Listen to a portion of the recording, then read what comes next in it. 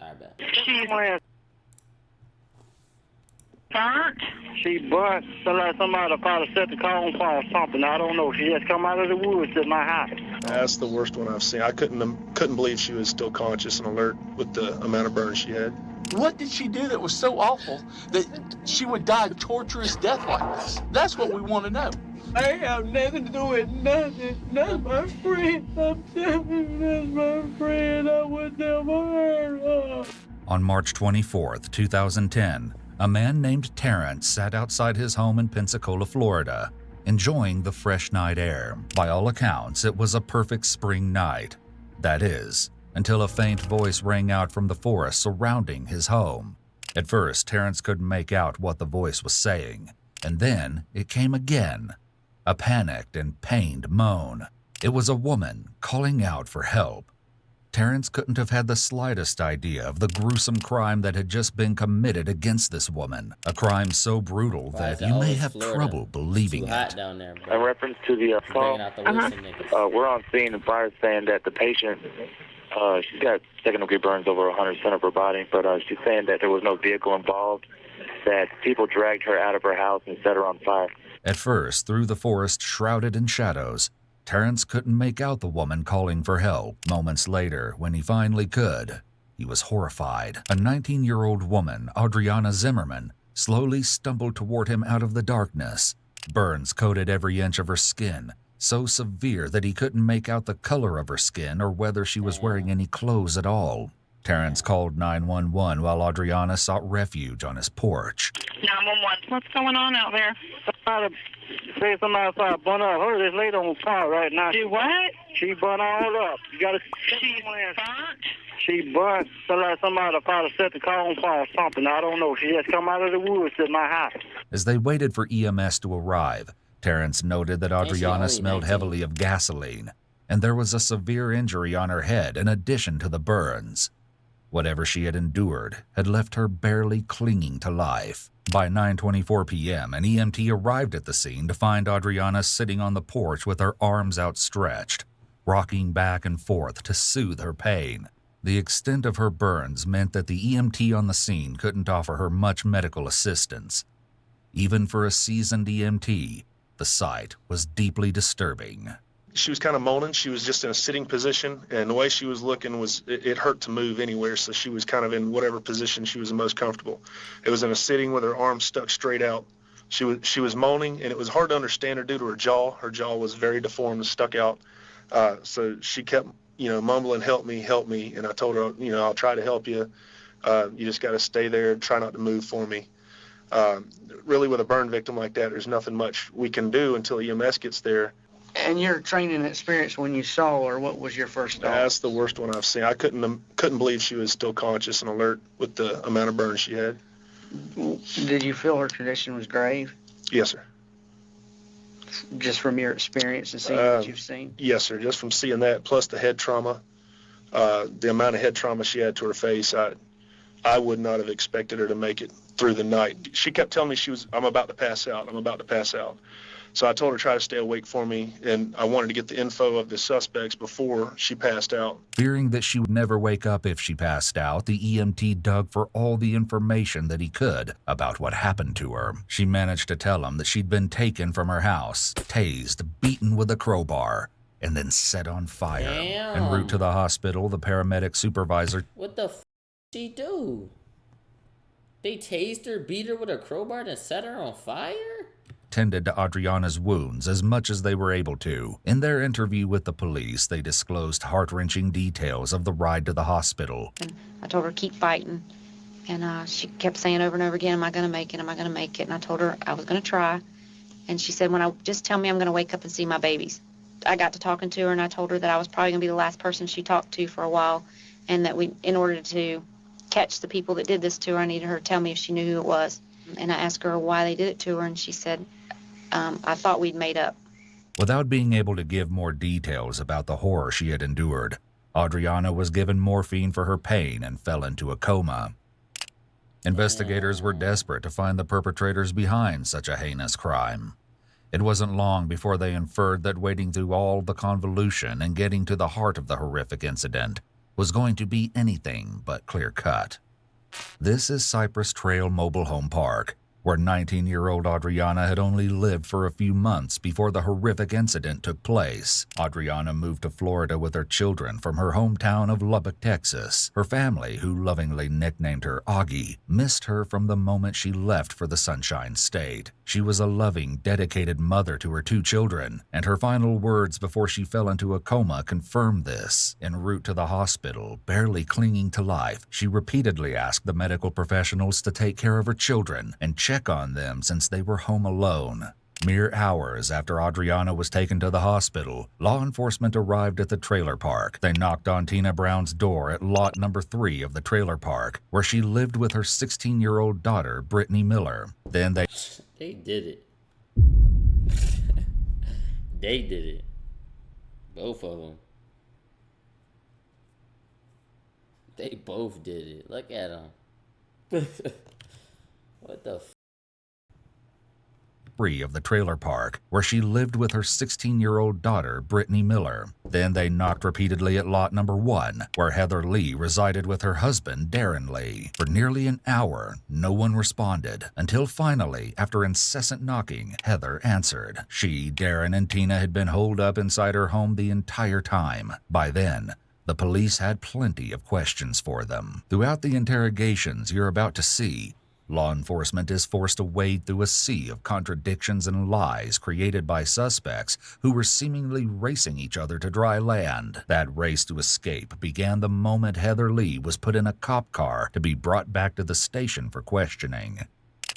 The following footage has been analyzed by a qualified from Florida be feeling like this shit a movie and they gonna get away with it. I don't know why. team, including a licensed professional counselor and a licensed attorney. It's cold in here. All right, come on, tell me. She said she's cold back here. Can you tell me what's going on? Huh? Can you tell me what's going on? Just hang tight, okay, dear? Okay. After setting Heather in the car, the police leave her alone for another 20 minutes. She fidgets anxiously in the back seat. What's your full name? Heather.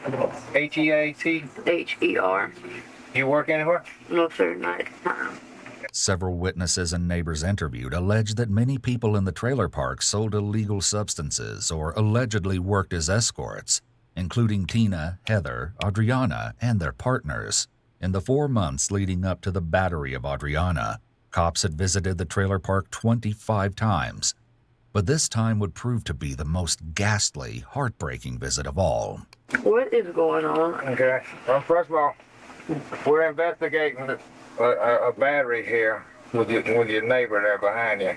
Adriana? I guess. The lady lives behind you.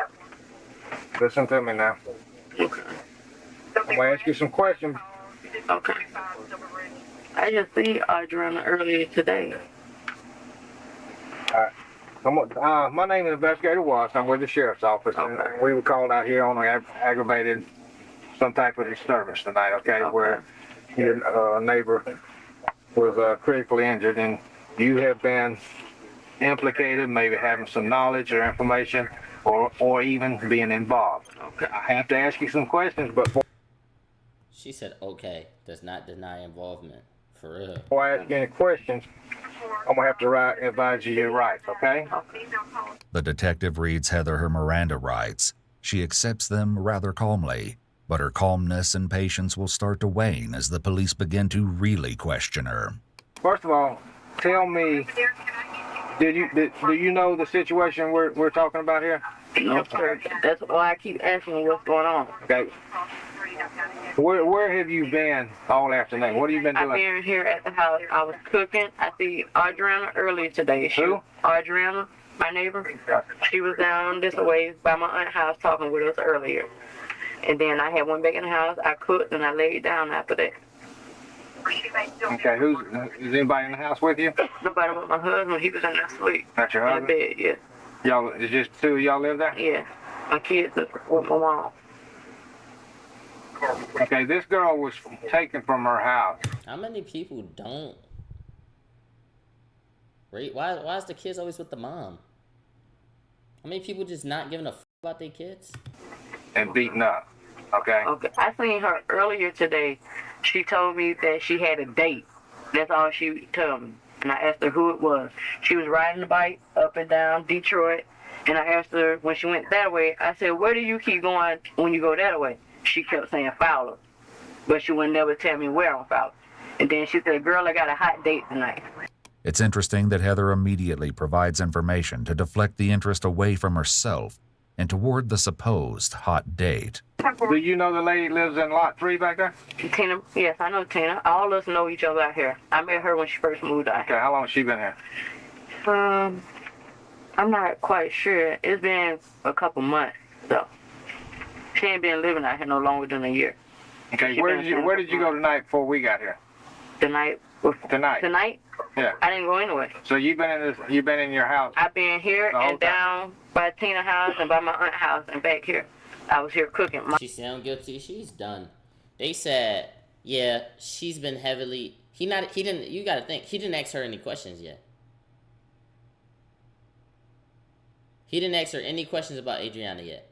He just asking who lives in the home, how long the people around her. She's mentioning the girl. I saw her earlier today, and then I saw her later riding up and down the street. Then I heard her say she was going to go somewhere with a hot date, and then this and that. They didn't ask her nothing about Adriana yet.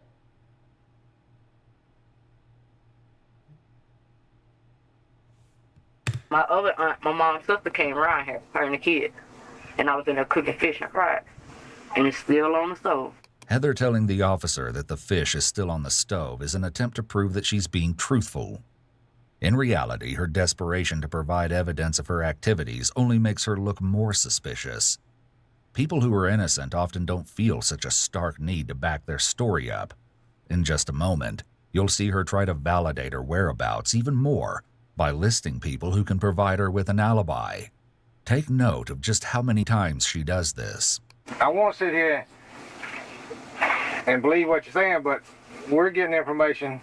You know what's going on here. You and Tina. I don't know anything about what's going on here. Like I said, I was here at the house. My mom called me on my cell phone. I talked to my mom. My aunt came here, her, the kids. My 2 cousins was in the car with her. My aunt down in the 4th trailer, she seen me today. My Uncle Charles So Oh, family reunion was today. you're sitting here and telling me that you and Tina, y'all didn't have a problem with this girl back there? I didn't have no problem with Adriana. I've been hanging out with Adriana every day. All of us been hanging out together. You and Tina didn't jump on her? No, I didn't do nothing to Adriana. I would not harm a hair on her head. I mean, they did just say she had some involvement. Yeah, they said she had some involvement, but let's think about it. Wow. Let's say, all right, Zay and Rod. Hey, Rod, Zay is critically injured. We think you may have involvement. Okay, officer, let's get this right, because I have nothing to do with this. My next thing is not, my mom was here at the crib, and Leek saw me, and Key saw me. My next thing is, what do you need from me? Because I didn't do shit. Anything after that you say was never asked for. Really think about it. Put yourself in a situation. Hey, Zay, Rod is up. He in the hospital. We think you a suspect. What's your next John? Is your next John? Is your next John like your next John, not her John? I was cooking fish. My aunt could vouch. It's not your next John. It's not your next John. You're not going to tell your whole life story. You're not. And even if you say your alibi, you're not saying 5 of them. Heather's protesting that she couldn't have been involved because she would never heard any part of Adriana is known as a convincing statement. This type of statement is often a sign of deception, as a truthful person's first instinct would likely be to outright deny an allegation, rather than try to convince the person posing the question of something. I had to protect her once before. From who? Because her and some girls was getting into it. Like, look, Zay, I had to protect her before. Like, I had to protect her once before. From who? Because her and some girls was getting into it. And I stopped them from jumping on her. Other than that, I haven't had any problems with her. Her kids, I always have her kids with me. Me and Adriana is just like that. Ever since she moved out here, we became friends. Okay. Here, Heather's palm seems to be facing up as she's speaking. The palm-up position is not very affirmative, and it suggests that the speaker is asking or pleading to be believed. This may indicate that she's feeling uncertain about the statement she just made. And the kids, I love the kids. They went with me to get my hair done and everything. I seen her this morning, and then I seen her about 2 and about 3. Where'd you see her I at? seen her down this way by my aunt's house. She was right down this way. Yeah, she was right down there. That's when you were down there when you saw her? Yeah. Those 3? She came over to the So car. you're saying you saw her 3 different times today? Yes, I seen her And today. she was down there? She was down there. She was talking to me. Is that all you know about this? Yes, sir. Okay. And I put that on everything I love. And you swear that this statement you gave me is the truth to the best of your knowledge? Sir. Yes, sir. Adriana is my friend. Eugene, you got anything? No, sir. All right. The police conclude their interview, but what Heather requests next is very telling and makes her look even more suspicious. I want to see her. See who? Adriana. Well, that's not going to be possible right now. Guys, where you found her? Would you tell me if you knew what happened? Yes, sir, I would. That's my friend. Okay. All right, we'll be back with you in just a second, okay?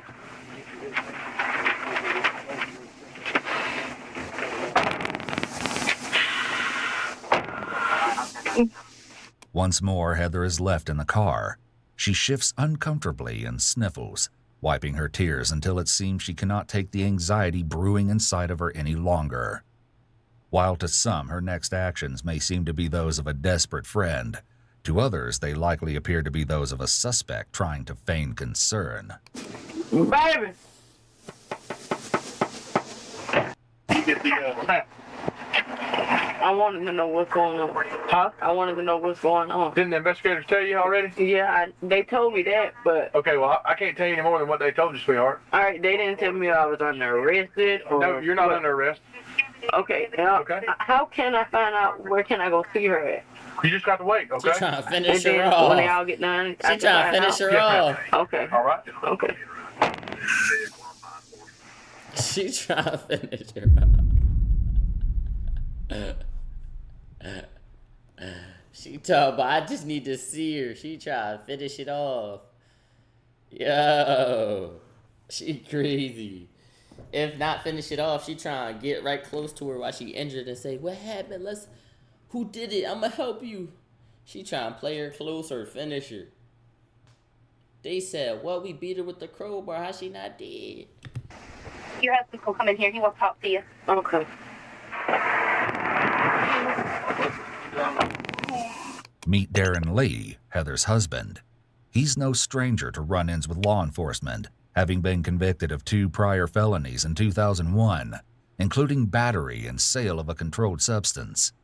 As soon as he's put in the car, it seems that the couple begins retracing their steps in a discreet way to ensure her and Darren's stories are aligned once they're separated for questioning.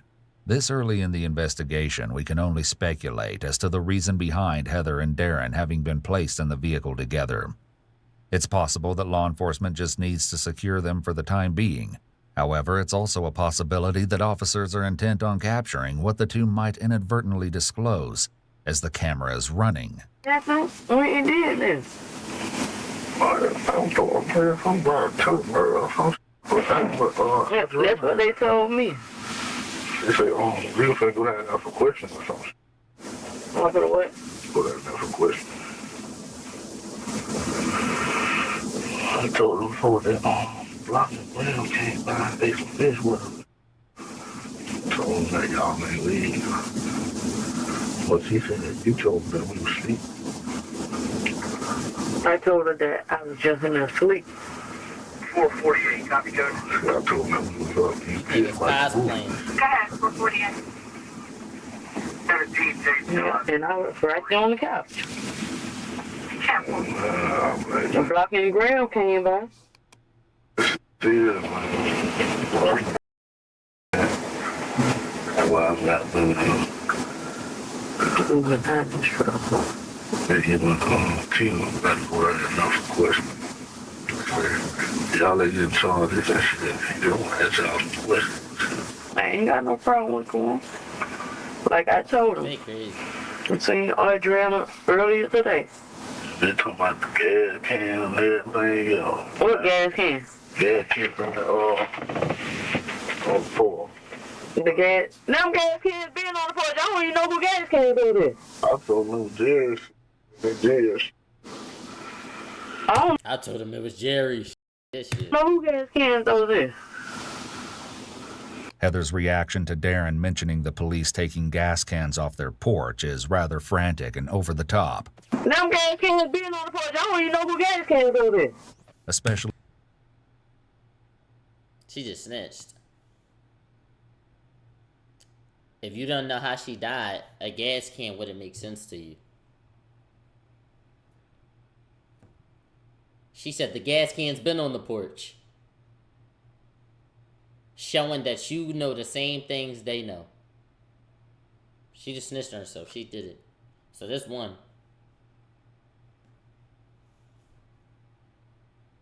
We been had knives. What? Everybody got knives. We didn't say she died by knife.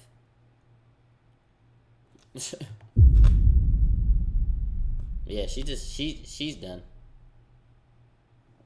They done. For the top. Them gas cans being on the porch. I don't even know who gas cans over there. Especially considering the fact that at this time, officers had not even disclosed that Adriana was burned. I ain't know what the hell was going on. They told me I just seen her today. And now they saying she in intensive care.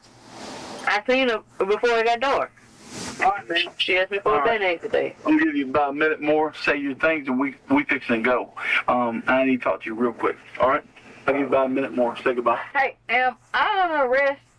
You are not free to go at this time, so you can consider whatever you want to consider. You're not free to go right now. Okay. All right? Okay. Okay.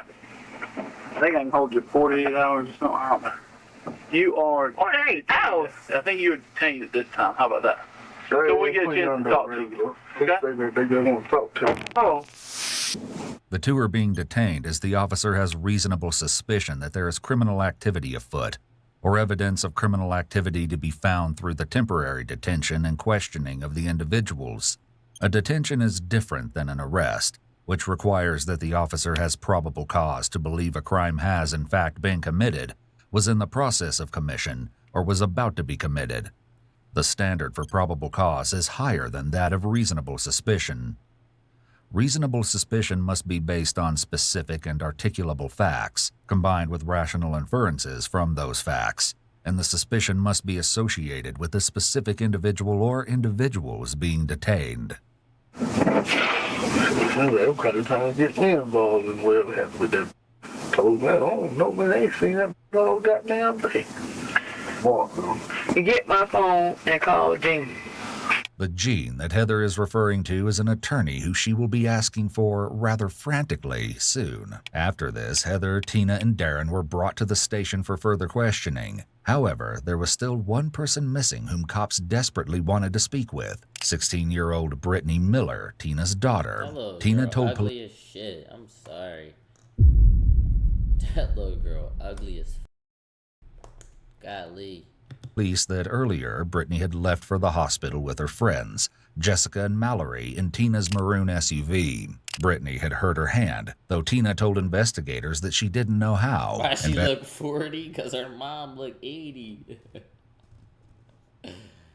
Man, that shit running the family. Britney had hurt her hand, though Tina told investigators that she didn't know how. Investigators searched the area for Britney and the SUV, but their initial searches proved fruitless. This look like a librarian. Yo, if she had something to do with it, that's crazy. Fruitless. Britney's name, car make, and model, and her physical description were broadcast to all patrol units in a desperate attempt to find her. Without Britney in custody, back at the station, the thorough questioning of Tina, Heather, and Darren began. On top of their stories contrasting with one another, even their demeanors in the interrogation rooms were wildly different. You have Heather, who is clearly distressed. Officer! Give it up. Yes, ma'am. Please give me a nurse or something. For what? For what? I don't feel good. I wouldn't be feeling good either right now. Yeah.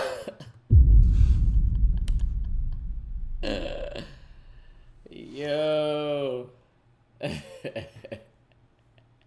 He dicked. He there. She done. I don't feel good. I wouldn't be feeling good either right now. I'm having an anxiety attack. I bet. I have anxiety attacks. I've already called. They're supposed to be coming back to you. Okay? That's all I can do right this moment. Okay. Sit up there in that chair up there and set your head down on that desk. And just breathe right. Okay? Okay. Don't. Oh my gosh. I see how bad it is to lie on God. Don't put God.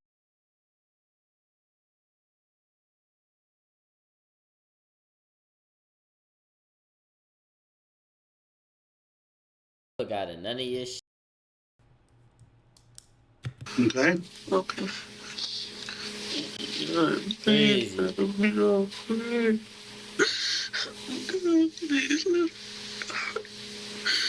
Please let it be alright.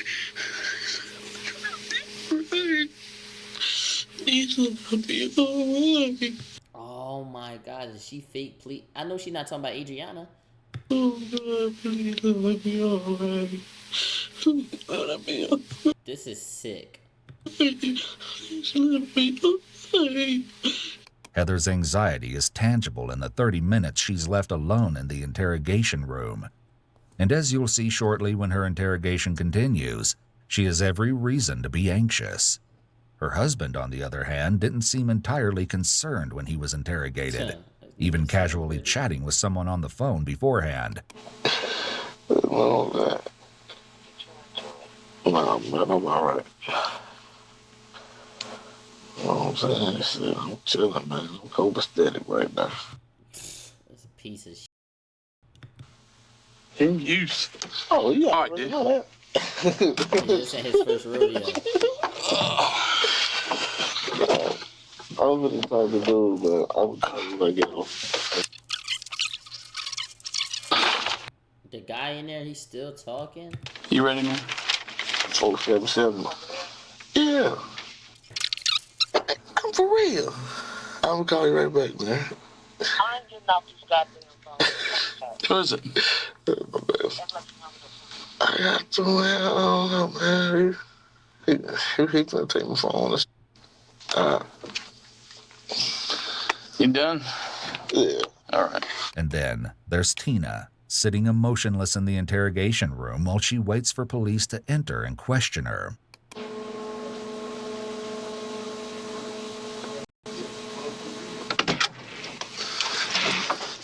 Did you grab a form? Okay. Oh.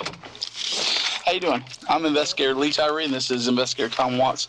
After this, the police remind everyone of their rights now that they are officially in the interrogation rooms.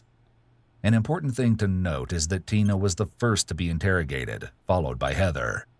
Take a look at how their stories compare. Even their initial retellings of why they didn't answer the door don't align. I've been talking to you for a few minutes. I was kind of trying to find out why you weren't answering the door when we came to your house this evening. You explained that you saw the cops and that you were nervous about that. Is that true? Yeah. Okay. We were just watching movies. Okay, so you, Darren, and Tina were sitting in the living room. Heather were sitting there in the living room watching movies. Mm-hmm. And when the cops knocked on the door, what'd y'all do? We were sitting there.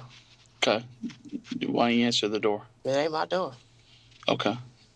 Did they do anything special when the cops knocked on the door? Turn out the lights, turn off TV? The lights were already off. See, that's the thing, Brock. It's no way to be ahead of the cops when you're a sloppy criminal and you did it with multiple people. You lost.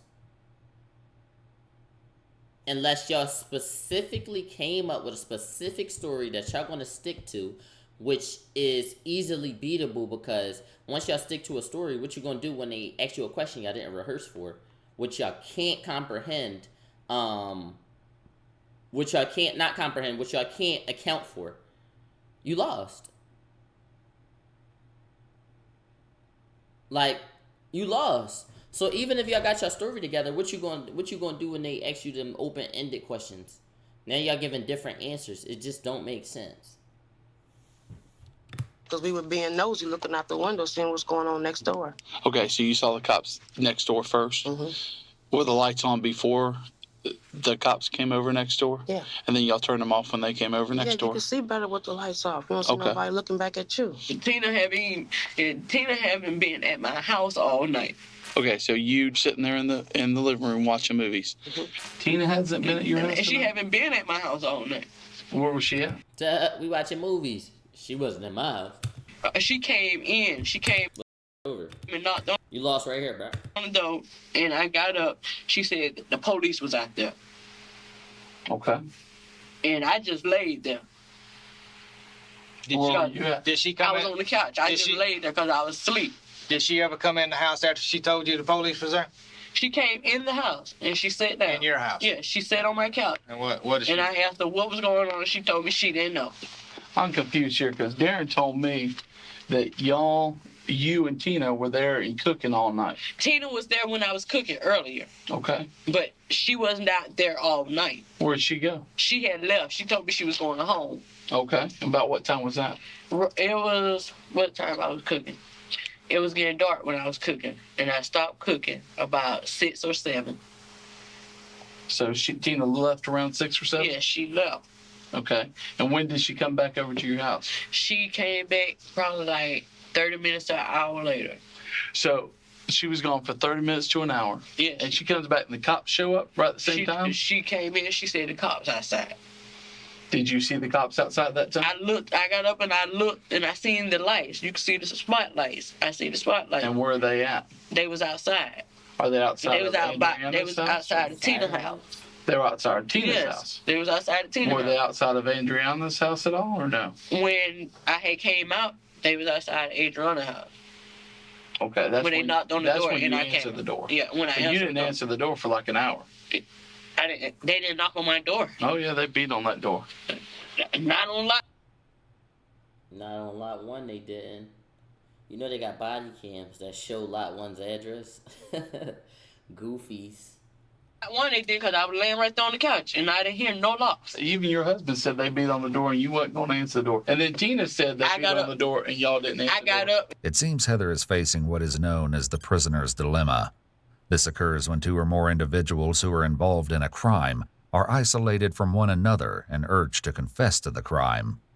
Each is concerned only with receiving the shortest possible prison sentence, and each must decide whether to confess without knowing what decision the other or others will make. Dangerous game. And Tina said, hold on, don't answer the door. And I asked her why. Okay. We're getting a big diversity in this story. You just said you ain't hear it. I thought Tina wasn't even in there. Wow. And I'm gonna tell you like it is. Adriana is my friend. I would never hurt her. Tina came to my house and she told me not to answer my door. I asked her why. She said because the cops is out there.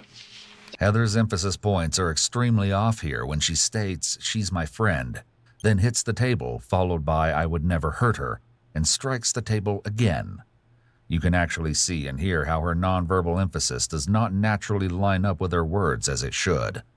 This is widely recognized as an indicator of deception. And then she asked me, she said, where are the cops at? I said, they down there by your house. Why you keep asking me where the cops at? Mm-hmm. And she wouldn't never say. She acting nervous? She was acting nervous. She started back puffing on the cigarette. Did she look like she was been running, or did she look like she'd been in a fight? She was acting normal.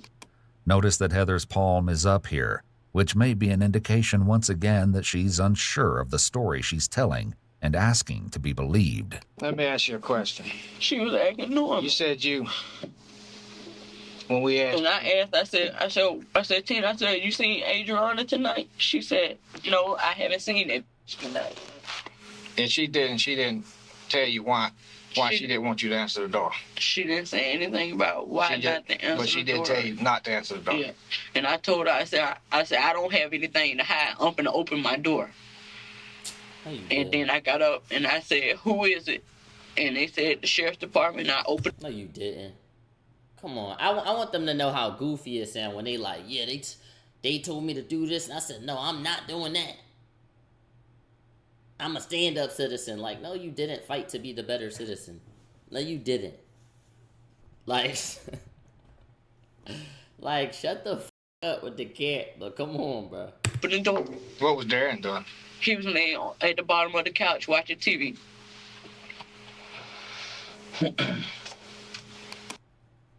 And you're absolutely sure of this? Yes, sir. I am sure. Because this story's a lot different than Tina's story. I am sure. As the investigator has pointed out, Heather's story is wildly different from her husband's. Okay, so you were sleeping until about 7, so you don't know anything prior to that? No. Okay. And your wife tells me this story. Alright, so Heather said Tina came into their trailer. Tina said she was inside the Lee's trailer, which is Heather Lee. She was inside Heather's trailer watching TV when the police came. So she was saying she was there. Okay. Worry about Tina coming in, saying the cops are outside, and that y'all look out and you see the cops surrounding Miss Zimmerman's trailer. And she says for y'all not to answer the door. Now, I don't recall any of that conversation going on in yours. Tina looked drunk. Tina ugly as shit. Now, I do remember you saying y'all didn't answer the door because it was police. I wouldn't trust Tina in a room full of no furniture. Like, she looked sneaky as devious and sneaky. I would like, bruh, I wouldn't trust her to hold my meal. Tell me about that. I don't want to say the police was out there. Okay, so you don't recall Tina coming in and saying that the police are outside? Tina was already in the house. Because your wife tells us that you and her at home alone. Tina comes barreling in and saying, hey, the cops are outside. And y'all see the cops outside. And Tina's saying, don't answer the door. No, that's a lie. That's a lie? Yeah. Okay. Because that's what Heather told us. Your wife. I'll tell you that's a lie. Okay. Goofy ass. I'm an upstanding nigga. I'm gonna tell you the truth. You still going down too, bro. And that's where niggas up too, bro, because they think, no, I'm really reasoning with you. That nigga in there to get answers. He don't give a fuck about your truths. The heavier you are at saying that's the truth, the more they know if that's a lie or not. Goofies. Why would she lie to us? Do you know? I don't know. I mean, she was distraught. She was crying. She was telling us this story. She seemed like emotional. Emotional, but she also seemed sincere. Yeah. It's possible that Heather is lying in order to make Tina look bad and compromise her alibi, though clearly she and Darren aren't on the same page about that plan. What was the point of making me snitch if I'm still getting charged? Young boy, that means shit. Though clearly she and Darren aren't on the same page about that plan. Obviously know something's up. Yeah. So tell me what happened tonight. Nothing happened that I know of. Notice how Tina is rubbing her neck, which is a major red flag. It's obvious that she's feeling very insecure and apprehensive. Neck massaging in general is a calming response. In addition, rubbing the vagus nerve near the side of the neck, close to where a pulse is taken, actually results in the release of acetylcholine, which sends signals to the heart to slow down a person's heart rate. However, this isn't to say she's guilty, as she's clearly in a stressful situation, but it's also an important tell to take note of. See your arms and hands if I could. Okay, can I see the top signs? Mm-hmm. Okay, those old scars on there? Yeah, I have a puppy. Okay, and what's this right here? That little scratch there. This? Yeah. I have a puppy. Okay, and your puppy caused that? Look, I'm going to here. Got your chin? Okay. Nothing new. All right. Yeah, so where were you tonight? At Heather's. At Heather's house? Well, I was at home. My daughter's braiding my hair, so I was at home, but it started hurting, and her little friends started coming by. Remember what Tina has said here about her daughter braiding her hair. It will prove to be quite important as the investigation continues. So Heather said she was going to cook, so I went down there and she was cooking fish. Rod, you think your bad skinner gonna get like theirs, reading the body language and shit? My bad skinner way over theirs. My shit over the bad skinners. honestly, Birdie, the things they go to learn, you can't get. Like, I got something they can't get. I got real life experience with cooking niggas and telling them they're lying. I use my shit every day. These niggas go to school and say, hey, if they're doing this, this mean that. My knowledge combined with the knowledge they would teach, come on, Birdie. If I'm not already Hall of Fame, that's taking me Hall of Fame. Because the shit they learned is from textbooks. I'm really out here in the field reading. I'm trying to tell you, breaking them down and all that. I'm talking about breaking them down, not telling them I'm breaking them down, and getting the results I want, and acing this shit is over. I would be able to look at her until she did it, and I would prove it too, on some L shit. Like, yeah, you did it. That's how I feel. I read your body language. You did it. And then watch me prove it. And French fries, and then we just started watching movies. Okay. And did you go anywhere from there? Mm-mm. You were there all night until the cops came up there? Mm-hmm. Tina has put her hand to her mouth here. Whether conscious or not, many individuals will attempt to hide their lie by physically covering the source of their deception. What time did you go over there? Probably just started getting dark. Okay, so about sunset, you go over to Heather's. Mm-hmm. Was anybody over at Heather's house when you went over there? Just Heather and her husband. Do you know what happened to Adriana tonight? No, I don't. Heather just said she got beat up, but that's all I know. A little bit more than that. And what was Darren doing while y'all over there cooking? Anything? Laying on the couch watching movies. Okay. All right, but you were home all night. You didn't see any kind of disturbance going on over there before the cops came over there or anything? No, we would have heard something. You said you saw Adriana earlier today? Mm-hmm. What time was that? Adriana was coming and going on a bicycle. Okay. You remember the last time you saw her? Was it while you were still over at Heather and Darren's? I didn't come back out when I went to their house. We were cooking then. Okay. So it had to been before sunset. Mm-hmm. So you saw her during the day. Mm-hmm. Okay. And once you went over to Heather and Darren's, you never left there? No. You didn't go get anything or go anywhere at all?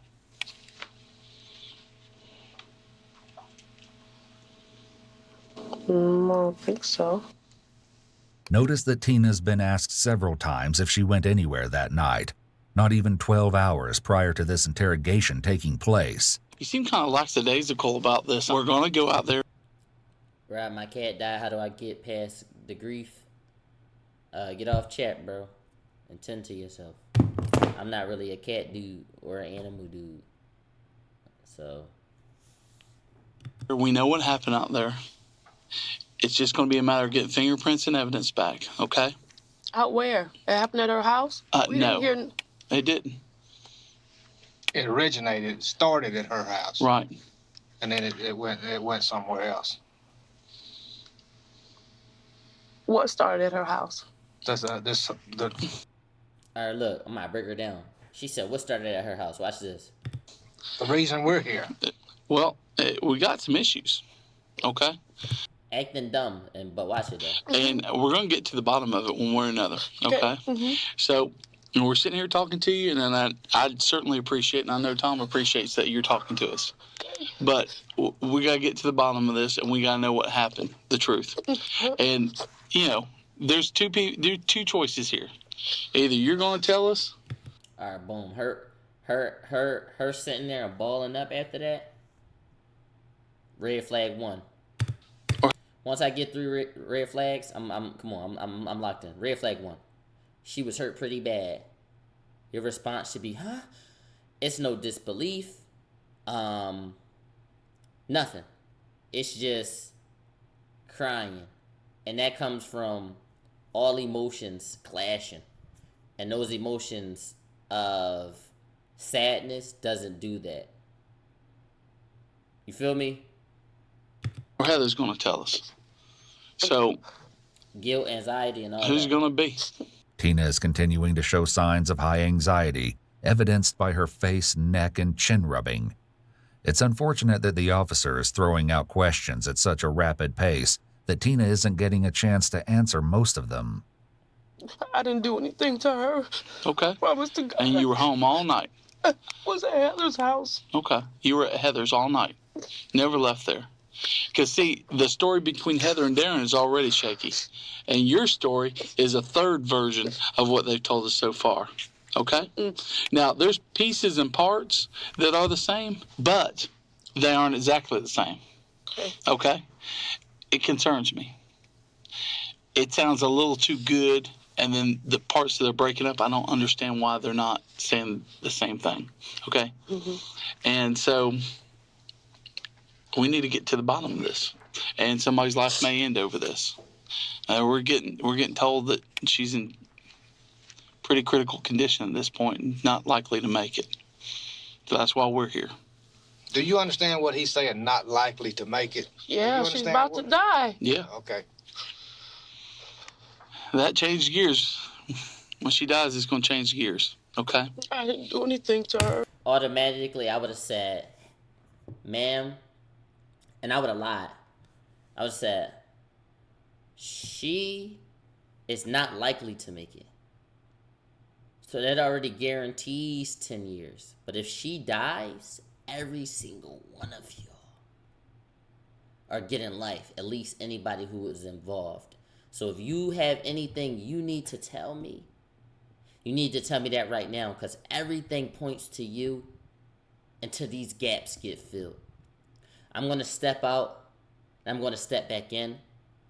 I need to take a breather. This is a lot for me. I'm a person that cares for people. I'm going to go check on Adriana.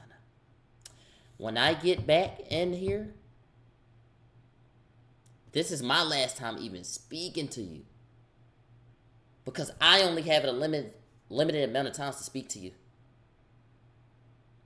And I got empathy for you because you're crying. I don't believe you did this. But if one of them had anything to do with this, you need to tell me. I'm going to step out. She done. She done. Then I'm going to step in there with 4 people. 4 detectives. I'm going to say, I'm going to need y'all to step out so I can talk to her alone. Mind you, they was just there for decoys. I'm going to sit there by herself. I say, I made them step out.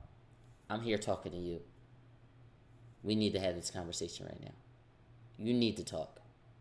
10 years can turn to 5. 5 years can turn to 2 could turn to life. And these are years we talking about. Let's not play with these numbers. Let's have this conversation. I'm in there playing all emotional games. Change gears.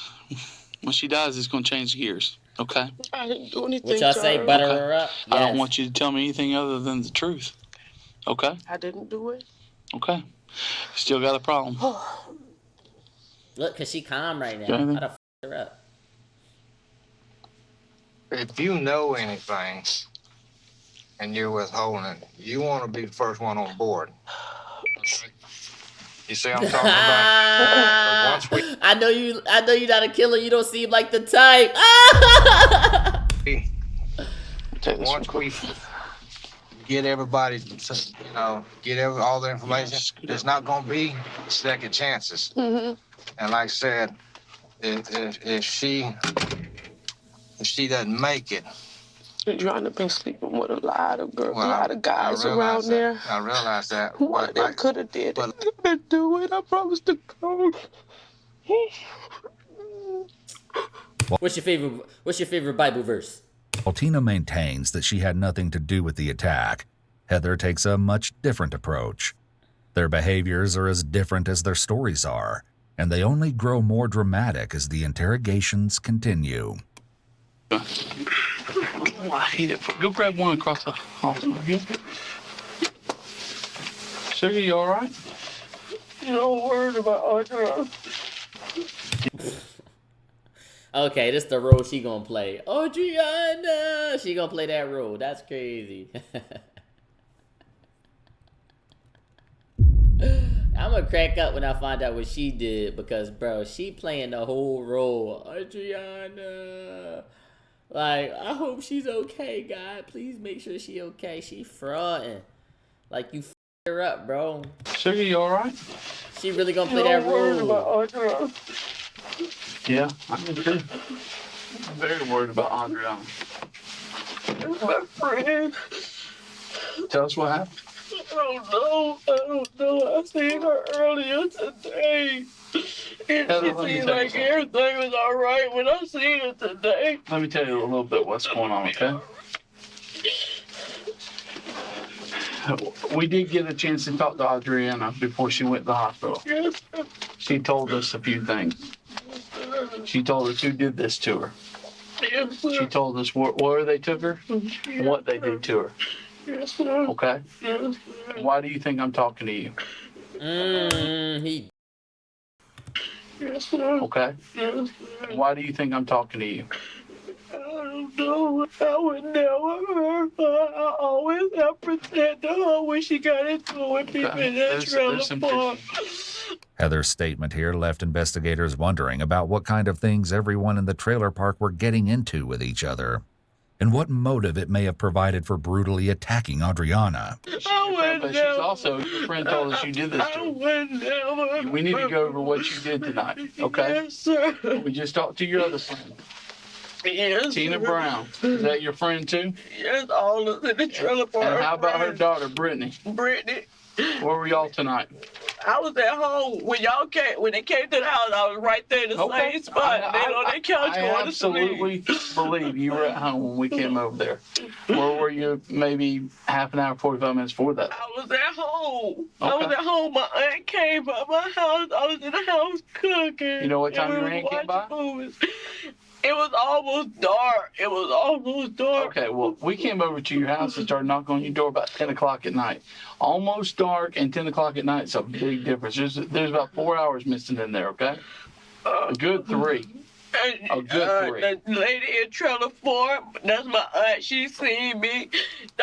Jerry and Heather, a lot of more people seen me at home. Listen to me. They seen me About dark to and 10 o'clock, there's a lot of hours in there. I was right there on that couch. Okay.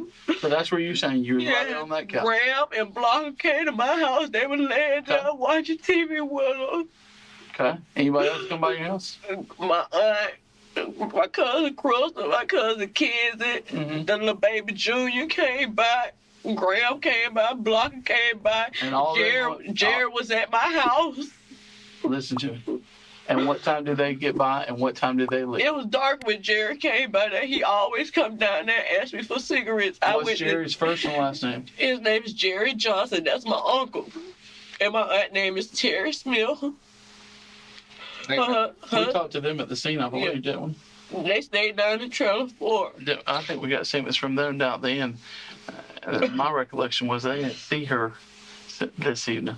It was about 2 and 3. I was saying I don't care about 2 or 3 in the afternoon. I care about tonight. That's the only time I see Audrey, and I haven't seen her since then. 2 or 3 in the afternoon doesn't matter. What time did your aunt and Terry Smith come by? Terry was at home.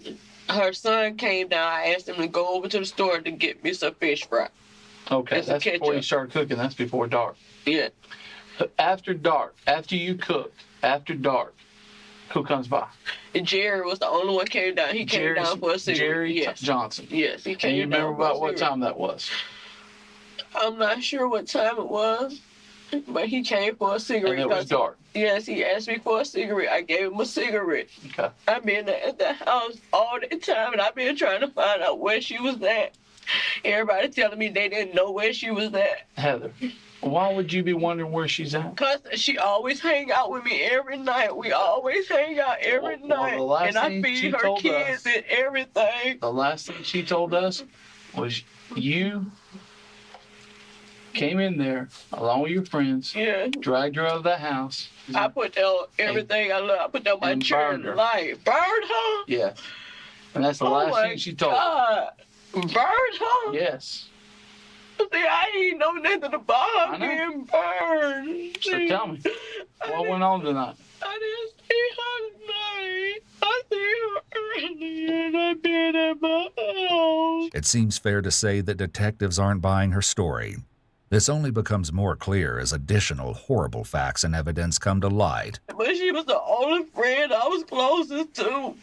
Now, Heather, you know, this is all, when he talked to you earlier and all that, you wasn't upset like this. Why are you upset now? I was crying because I didn't know that. I didn't know that she was Did you watch all that intensive video? care. The lady told me she was intensive care and everything. There's video of you in that car talking to your husband. You ain't talking like this.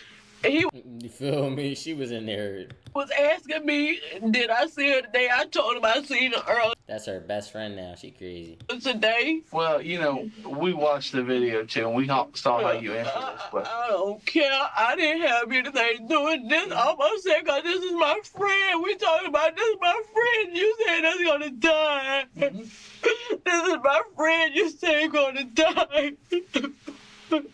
That's why I'm upset, because you telling me my friend's gonna die. I've been protected. I've been protected. I've been talking to her mom every time she get into it with them. She's spamming the cry now. She not crying, she moaning now. I would have left out and say, stop crying, bro. Like, stop crying. I'll be back in here when you fix your face. You 30 plus. Lock in. Drees. Who you got protected from? Because she been getting into it with Tina and everybody. Okay, so what's her and Tina got a beef over? Her and Tina said they get along fine.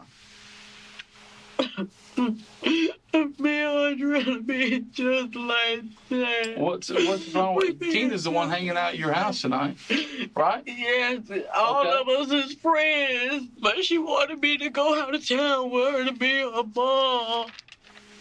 And I promised her I was gonna go with her. I promised her I was gonna go with her to see her mom. I was trying to help her get some money to get home to her mom. Because she didn't have anybody here in Pensacola. At the time Adriana was attacked, she was trying to leave Florida and return home to her mother, where she could get a fresh start at a healthy life. It's tragic that that opportunity was taken away from her. Whether Heather was actually trying to help her is uncertain. But there's no doubt Heather's hoping presenting herself like a savior to Adriana will make her look less guilty. When I asked you about Adriana and her date, you said he was supposed to come pick her up, is what she told you. Yes. And then you said you were sitting at your house and you saw a set of headlights come down the driveway. You can see headlights coming in. But you didn't pay no attention to it. No. So I don't know if he picked her up or what. Okay. But I seen Tina, let's get back to Tina. Okay. Was she Yo, Fia too cool. Appreciate you for the sub, gang. Hey, Niche. at your house at that time? When the headlights came in, no, she was not in my house. Okay. She was not in my house. Did you ever see? And lie and say We're not asking you to lie, but what did you see those headlights leave? I seen them came in, they went down, and then the headlights came back up. Came back. How long did they stay down there? They had went down and was down for like 10 minutes. And then they came back up. So you didn't. I can lay right there on my couch by the door, and I can see headlights coming in. Did you tell what kind of car it went to? No, I didn't never look at the So one. you didn't get up and let see where the car went? I didn't never get up to see where it went, but I can see the headlights coming in through my front window, and I can see the headlights coming back out through my window on the side where Adriana trailer is. Okay. What kind of car does Britney have? Britney don't have a car. Okay. Was she riding around in a car tonight? Did you see her car? Was she riding with her friends? I didn't see her tonight. Soon after Heather was interrogated, the police returned to question Tina more. With Heather's testimony, they have some new ways to confront Tina. The stories are a-changing. It's interesting that Tina is sitting with her arms in her shirt, which isn't something we typically see with adults. We do know, however, that a fight or flight response can cause extremities to feel extremely cold. So, you had time to think about it. Where were you tonight? At home and at Heather's house. Okay. When did you go over to Heather's house? Like, when it started getting dark. When it started getting dark? About sunset. And you stayed over there the rest of the night till the cops got there? Yeah. Really? Say no more. I love you, Zay. Because I ain't the story I'm getting. Okay. care, huh? I didn't go anywhere. Heather's saying you're gone for half an hour to an hour tonight. I was not gone for no After half dinner. an hour to an hour. And you come back right before the cops are over there. Cops are over there around 10 o'clock. So from 9 to 10, I got you unaccounted for. So why is it that Heather's saying that your daughter didn't come by her house, that she went by your house? Who went by my house? Your daughter. My daughter was at my house, supposedly. Okay. And she came to Heather's She made. house. We asked her if Britney came by her house at all today. She said no. She said the only time she saw Britney right after school at your house, and that's the only time she saw her today. Well, maybe she didn't see her. I saw Britney. When they asked who was at the door, Britney said, "It's me, Mama." I opened the door. I went outside. Trust me, she's cooperating with this as far as when we ask her stuff, and we asked her specifically, was Britney at your house today? At my house? At her house. I'm talking to Heather at this point. Okay. And Heather's saying no. She was And never inside of Heather's house. I asked Heather if you were over at her house, and she said yes, you came over around dinner time. Mm-hmm. And then she said you left for half an hour to an hour. And that when you come back, you come in a hurry, nervous, saying the cops are outside, don't answer the door. Why is Heather telling me this? You tell me. If me and Heather were together doing this, then how is Heather going to be already in the house and I'm not in the house? Don't know. It seems the detectives are trying to turn Tina against Heather by making Tina think they believe Heather may be innocent. This only stokes Tina's frustration more, as you're about to see. The problem I got is that the story between you and Heather keeps getting further. Man, I would have hit her with the, look, Heather's back at the trailer park. I don't got time for this. We think it's you. Just because it's holes in your story. Not because we got anything definite on you. So you still can get out of this, but this is all up to you. Heather's already clocked out. She told us everything we need to know. I'll be back. I'll be back. And further apart. I have not changed nothing on mine. Not nothing. Okay. Nothing at all. That's the truth. If that's the truth, then that's the truth, okay? Okay. Nothing's changed from what I've told you. Now, you have it? Nothing at all. The divide between Tina and Heather was growing. Investigators had enough contradictions between the suspects' stories that the alarm bells were now deafening. When they finally got word that Britney... You feel me? They low-key slow. They the regular detective, though. They not the special, you feel me? His car had been located behind the house early in the morning. They brought Britney in for questioning. Tina hadn't seen her daughter since she left for the hospital. Her panic when she thinks she sees Britney in the hallway at the station before Britney's first interview is evident. Is that my daughter? Come on. No, that's the other girl that was with you. Come on. That's my daughter's That voice. is not your daughter. You need to step back in here. Britney. It's not Britney. Jesus. I thought Have a seat.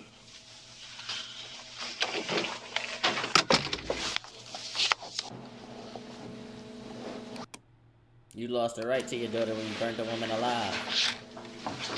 That's my baby, y'all. They're doing that too. She didn't do nothing. Ooh. He probably tell her all kind of lies. Hang it up.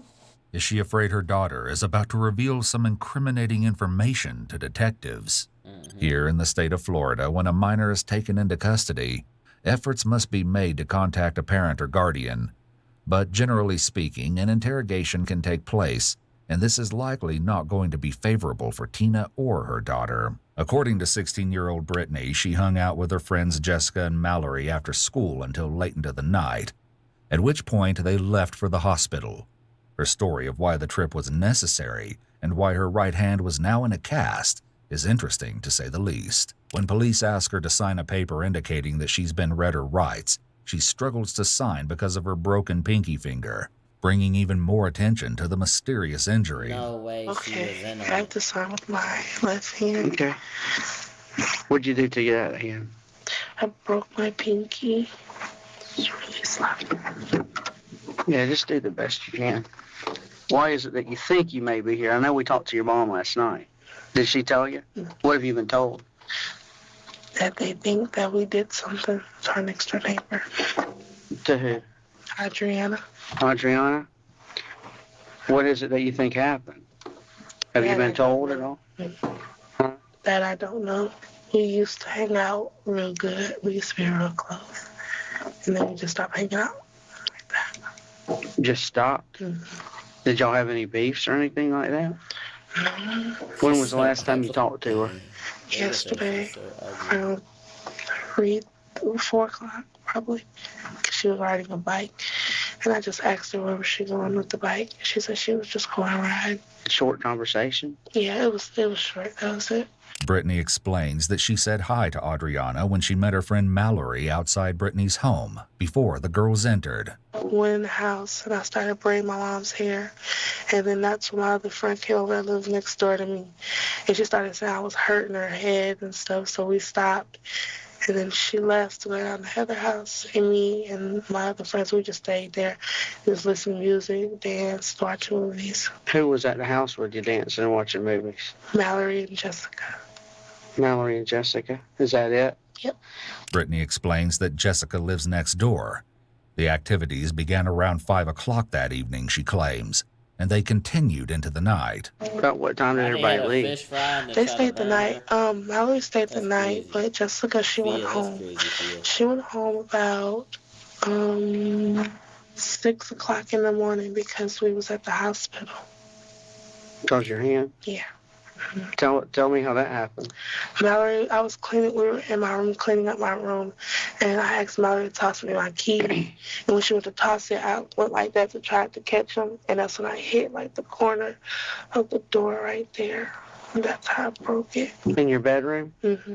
About what time did that happen? Around 1 o'clock, 1:30. And that's when we left to go to the emergency room. About 1 or 1:30? How the f*** you hit your hand on the door and it break? And I went, that's when I went to the house, and I told my mom I messed up my arm, and she told me to just go ahead and drive myself to the hospital. So you took yourself up there? Yes. Brittany claims that Jessica and Mallory went to the hospital with her. How the f*** you catch it and break your hand? Only way you did that is if you slammed your hand, and then it's not even your hand, it's your pinky. Give it up. Give it her voice annoying because it's so dry. I don't know if they got water. It's dry as f***. She just lying. They got her lying too. And you talked to your mom about hurting your hand before you left? Mm-hmm. I told her about, I went down, when I heard it, I went down to Heather's house to where she was at, and I showed it to her. And I told her I heard it, and she said, just go ahead and go to the hospital. And that's when we left. So the only times I'm really missing is from about 6 to 1. Y'all dance and watch movies from 6 p.m. to 1 until you hurt your hand? Yeah. Did y'all ever go outside the house? Mm-mm. Nobody saw y'all outside your house? Nope. Did you ever walk down the road to any of the trailers? Nope. What time did your mom wind up coming home? I don't know, actually, because I was asleep once I came back from the hospital. I went in her room and I went to sleep. And that's when I got woken up by the police. And it's important that you really concentrate on what you're telling us because it is on tape. Mm-hmm. Because your times are not adding up. Everything's so fucking dirty. Because you weren't there at your house between 6 and 1. We know that for a fact. We were out there all night. Mm-hmm. So, I mean, this ain't something we need to even ask anybody else. And if it's important you tell us the truth about that, just something that minor. Bro, I was in a tight-ass basement room with insulation coming out the walls, and my shit was neater than theirs. There's no excuse on why your shit is trifling. I was in a project room with 2 twin beds. In a room with Nas, and my shit was neater than theirs. Lock the f*** in. If you want to fib about that. You understand what we're saying? But that's why I've been at the hospital. Well, we know you went to West Florida Hospital, but you didn't stay. Yeah. They were taking too long, so we went to the other one. That's when we're just And not you getting stayed home. there? You went immediately to the other one? Mm-hmm. We know that's not true. Well, that's where I went, so. Nah, they got her lying. They about to break her down easy. She too young. Watch this. Watch when they break her down. I mean, you weren't home. Then I was at the hospital. No, you were at the hospital at 1 o'clock. You just said. Mm-hmm. At West Florida. Where was you before that? At home. You know what time we picked your mother up? Like at 10 o'clock, maybe 11 o'clock. So we were at your trailer. Your mother went inside. We got the title to the car. Mm-hmm. You weren't there. The truck wasn't there. Then I must have already been gone to the hospital. Since Britney's story is unwavering, the police decide that it's time to take another approach. But will this one be more effective than the last? We make mistakes. I make mistakes every day. Okay? There's stuff that I do that I wish that I could take back, but I can't. But the most important thing is that we come in here and we correct our mistakes. And you understand what I'm saying? Good people, if you've done something wrong or if you know somebody else has, may not be you. But if we've done something wrong, we come in here and we talk about it. And if you know anything, and let's get it and make it right. There's consequences now for the mistakes that we make. So if something happened, if you know something happened, if you were there, because the story you're telling us is not even close. We want to come in here and resolve this and get it taken care of the best way we can. We had somebody hurt badly. You're a grown adult. You seem like a good person. Nobody's in here saying you're a bad person, but what we're saying is something bad happened to somebody that you know. And we feel like you know what happened. Still, Britney sticks to her story. It was clear to detectives after the initial interviews on March 24th and the morning of the 25th that there were big gaps in everyone's timelines. Though those inconsistencies would aid them in their investigation, they needed some hard evidence and statements from others to take that next step toward actually arresting the prime suspects for attempted murder. Thankfully for investigators, there was plenty of evidence at the crime scene. Just off of Ashland Avenue, only 2 miles from the trailer. I'm skipping all this. All this lying. I'm tired of hearing lying. I'm done with the lying. What's the evidence? Who did what? We talking too much. Park was a gas easement set back in the woods. It was there where the most gruesome part of the crime against Adriana took place. Upon entering the easement, detectives came across tire tracks. When Tina's maroon SUV was taken in, it was found that the tires were a match for the tracks left at the scene of the crime. Okay. And that wasn't the only evidence the car provided. Spots of blood were found on the dashboard of the car, smeared across the passenger seat headrest, and speckled throughout the back seat. At the easement where the car pulled off, signs of a struggle were evident. A crowbar sat in the grass with what appeared to be blood spatter peppered over the cold iron surface. Damn. Blood and ash were found to be pooled in various spots in the grass and dirt. Pieces of clothing, burnt to an absolute crisp, were found and identified as Adriana's. Her bra was nearly unrecognizable. White napkins marred by blood were also left at the scene, as well as a pair of white shoes. There was something else alongside the weapons and blood that may sound a bit familiar. Strands of a hair weave were strewn across the scene, and they didn't belong to Adriana. You wear a weave? My daughter was doing it today. Is that a weave? It's weave. Weave. Weave. Yeah. Oh, it looks real. Thank you. Thank you. Bogus. She do the little braids in it and everything? Or, I don't know. Does she do all that? Yeah, this is my hair right here.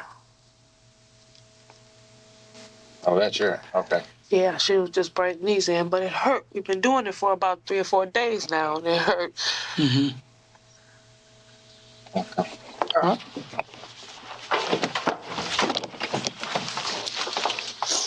Well, you're done. You're done, Tina. Hang it up. Could somebody grab me some toilet paper so I can blow my nose, please? Absolutely. Yeah. Thank you. The police returned to the interview room about 30 minutes later. By now, it's around 2 in the morning, less than 12 hours after the 911 call was made, and they have a request that Tina may not even realize the importance of. Tina, do me a favor, stand up, turn around. Oh, yeah. Yeah. Okay. Look at this right here. Oh, that's weave in there. That's weave in there. Yeah, take that out home. I told you that my daughter was... Yeah. I didn't realize she was weaving all that in the back. Yeah, so this is all my hair right here. Okay.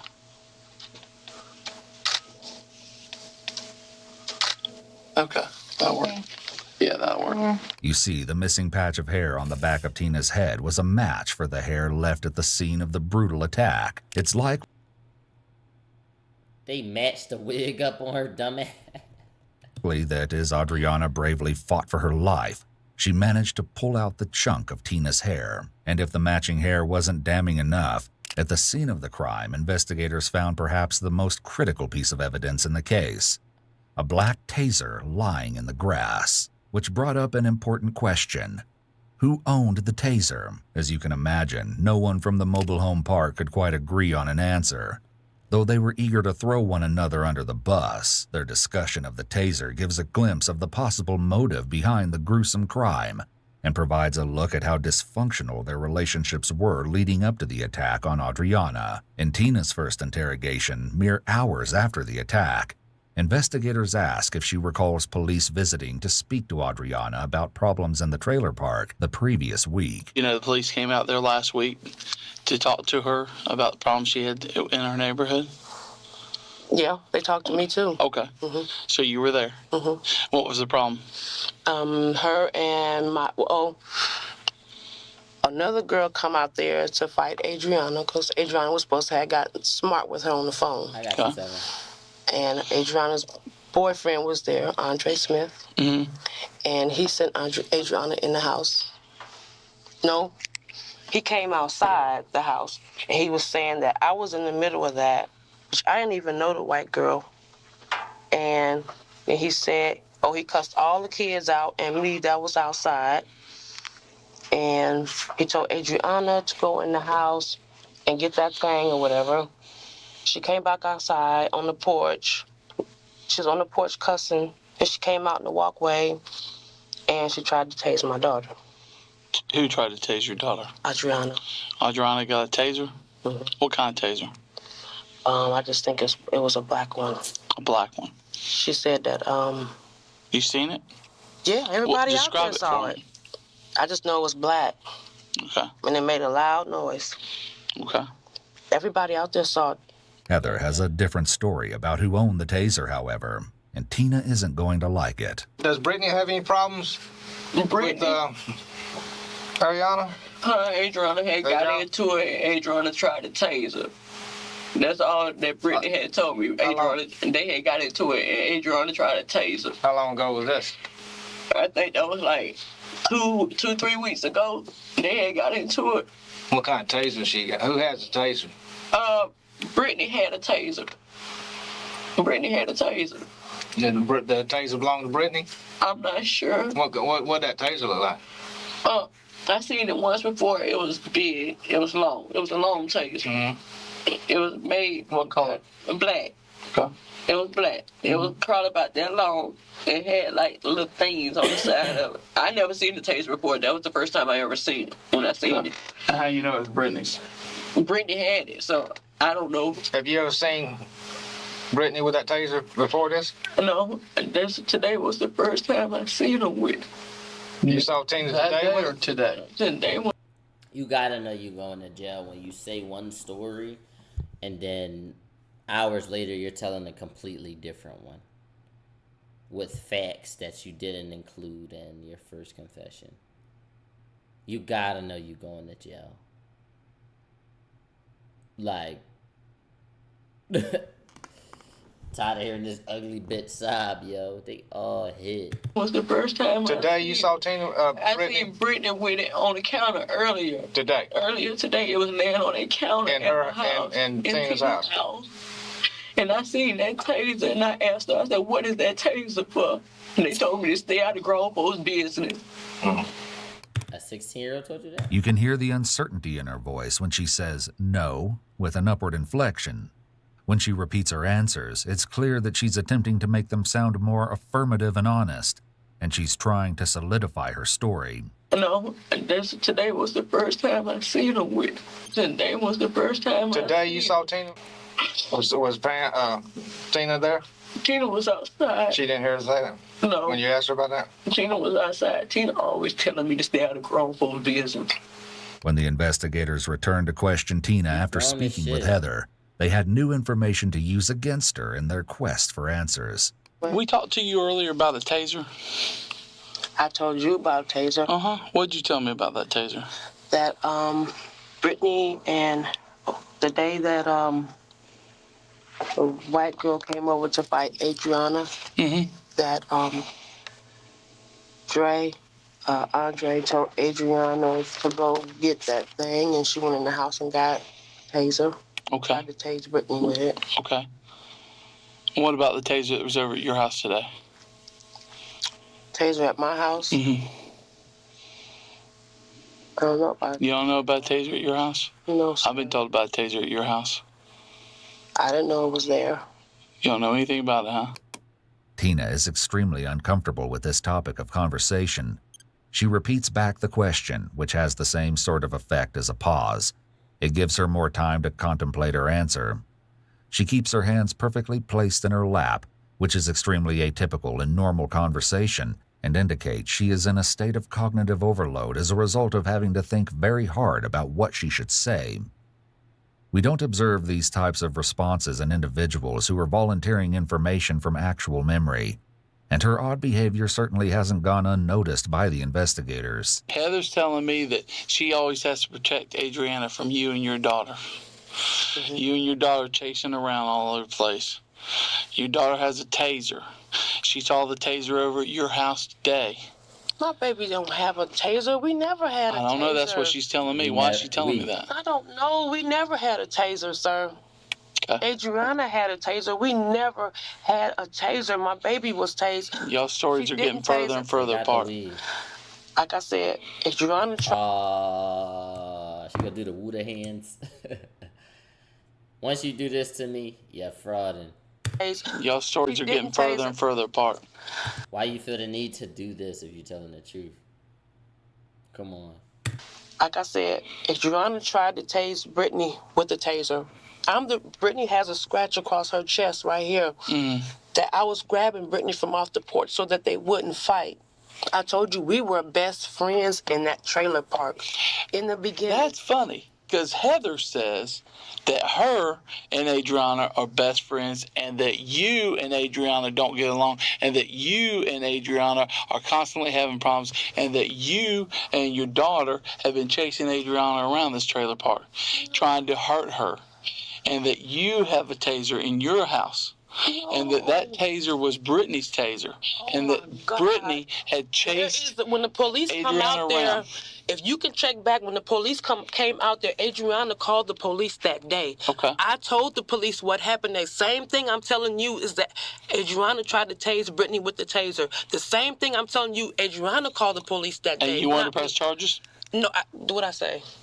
I don't know. No, actually, no. They didn't even come out there to press charges. They told us to just cool it out. For us, stay on our side. For her to stay on that side. That's what I she talked said. to the officer who came out there that night. Was supposed to be leaving town. She was not going to be here for long. Okay, right. Because I talked to that officer. He told me exactly that. Okay. But he told me that Adriana did not wish to pursue charges against y'all. Well, he never asked us about pressing charges. He just said for us to cool it out because he's tired of coming out here. He didn't ask you because you weren't the one bringing forth the charges. She was. Okay. Why would I bring charges? I didn't. No, you weren't. She was going to bring charges against y'all for attacking her. But we didn't attack her. But so that's what she needed. Her boyfriend. Adriana's boyfriend told her to go get that thing. Adriana was standing on the porch arguing. She wasn't even thinking about going to get a taser. He told her to go get that thing. We didn't know what that thing was until she came outside with it. I didn't know she had a taser. Then why is Heather saying that she sees the taser in your house and that Britney has it and that Britney has tried to... I know where it is right now. It's in my evidence locker. Okay, well...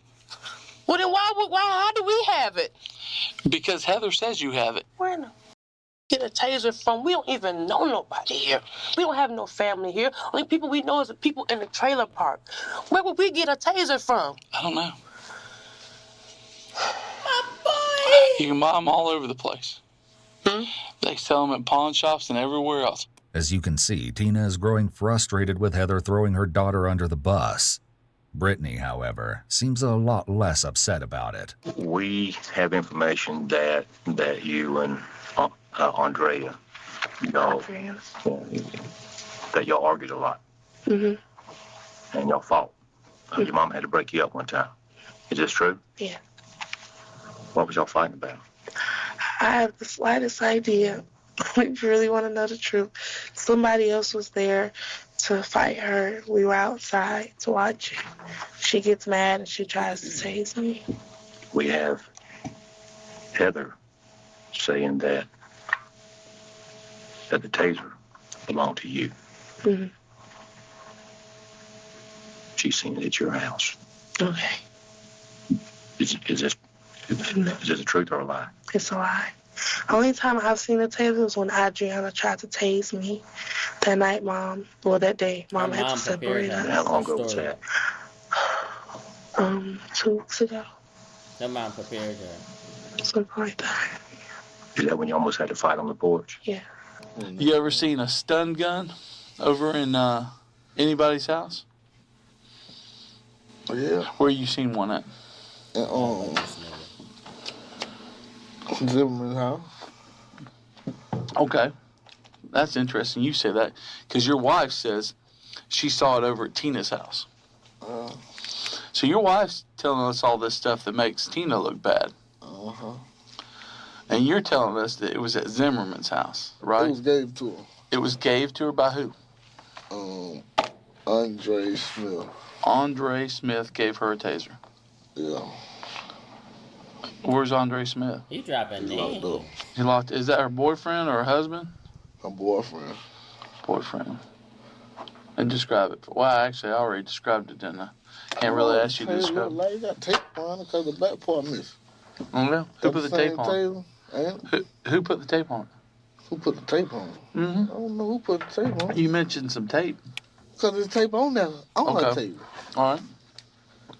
But you saw it with tape on there because the back's missing. So, I mean, you seeing a taser and there's tape on it is one thing. You seeing a taser and knowing the reason for the tape being on it is a totally different thing. Exactly. So how come you know that the back is missing? Was this explained to you, or did you see it put on, or do you know? No, I seen the tape. Okay. But like I said, seeing tape, if you saw tape on this recorder on here, you wouldn't necessarily know that the tape's on there to keep the battery in place. If you ain't got no back part, I know. It doesn't have no back part. Okay. So it has no back plate and tape's on it. Yeah. Okay. That does make sense. All right. So Andre Smith gave it to her. Yeah. Where does she normally keep it? In a cabinet. Where? In the top cabinet. By the refrigerator. And who else would know this? Whoever be in the house. Why, she go, hey, here's where I keep my taser? No, because she was like always pulling it out and be playing with it. Really? Well, she made threats with people or something? No, she just be playing. You know? And I ain't gonna lie, at one point in time, everybody was cool with everybody. Strangely enough, Darren's story aligns more closely with Tina's than with his own wife's. It's possible that Heather is trying to frame Tina, while Darren is telling the truth so he doesn't get himself into trouble. The taser incident between Adriana and Brittany is just one domino falling in the long line of conflict that led to the attack of Adriana, a compounding of incidents that will unravel, revealing an absurd motive. Following the first round of interrogations, everyone was released and sent home, unaware of just how much evidence was rapidly stacking up against them. They let him go home. It's really over once they solve the case, but they let you go home so they could get more evidence.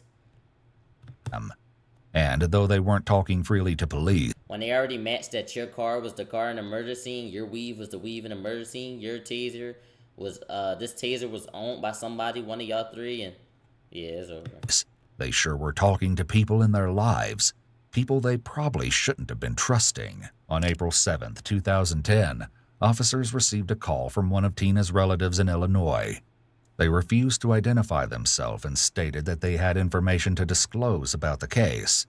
According to the source, Tina called her mother 2 days after the attack and admitted that she, Britney, and Heather beat Adriana. She managed to scramble away, which caused a heated argument between Tina and Britney. Britney tackled Adriana as she made one last attempt to escape into the woods, and it was then that Tina lit her on fire.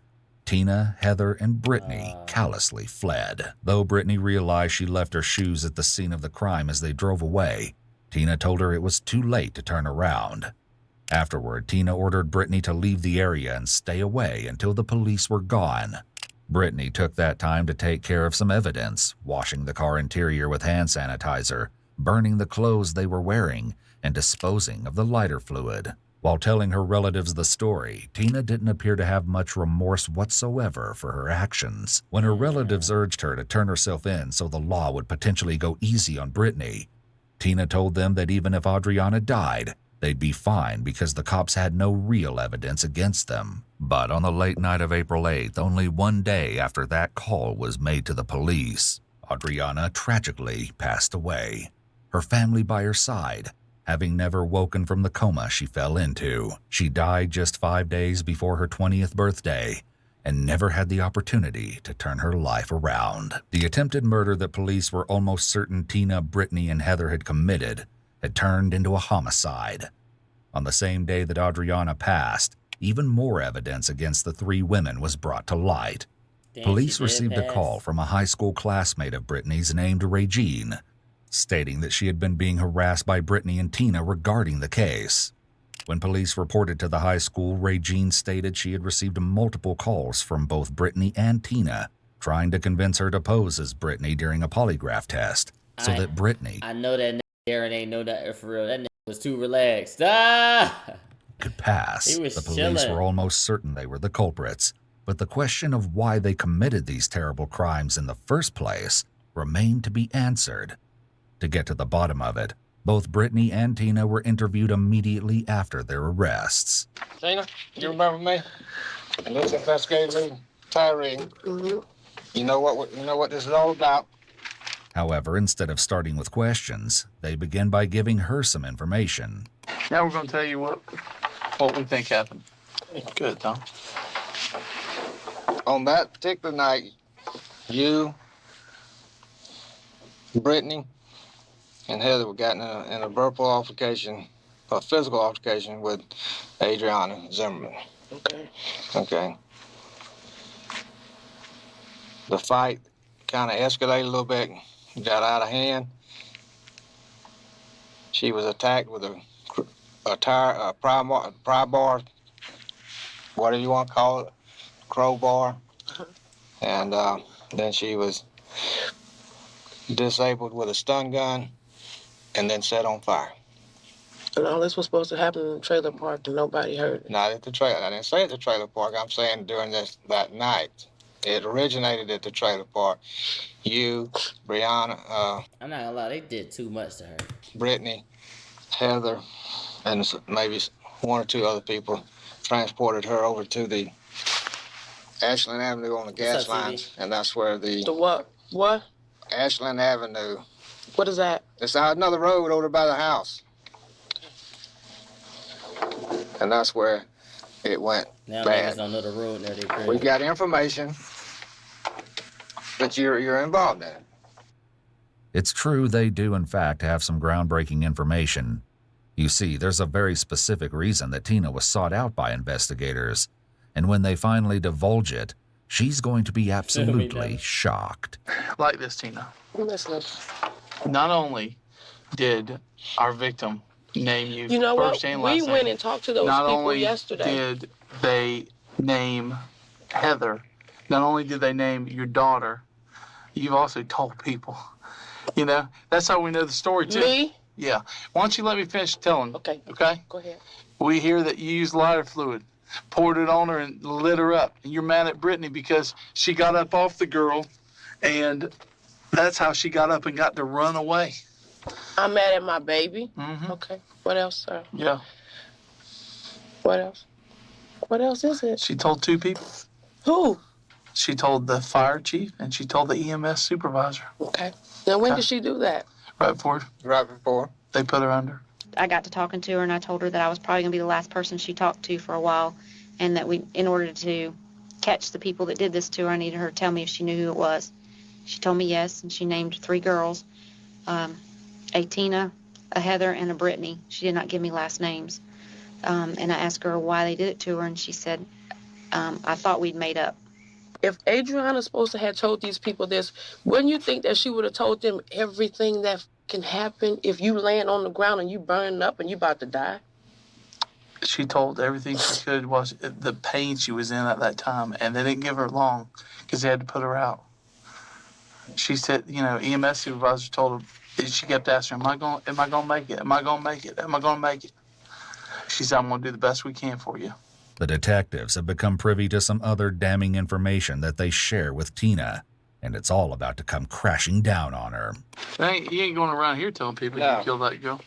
You're talking to your relatives and telling them that, and they calling us. But you're talking to somebody and telling them that, if you go ahead and die, y'all be good to go. Well, that ain't the case, is it? Because she died. She died last night.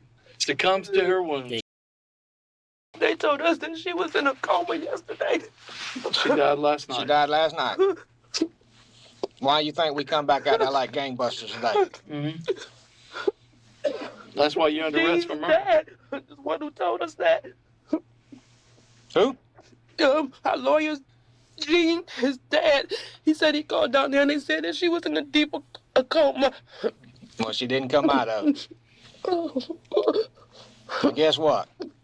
We got information from the ME that she didn't make it because of the burns. Now you sit there, you think about it. You think about what we're saying.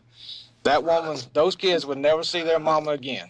You've got a chance to see your kids. You think I don't know that? You got a chance to see your kids again somewhere down the road.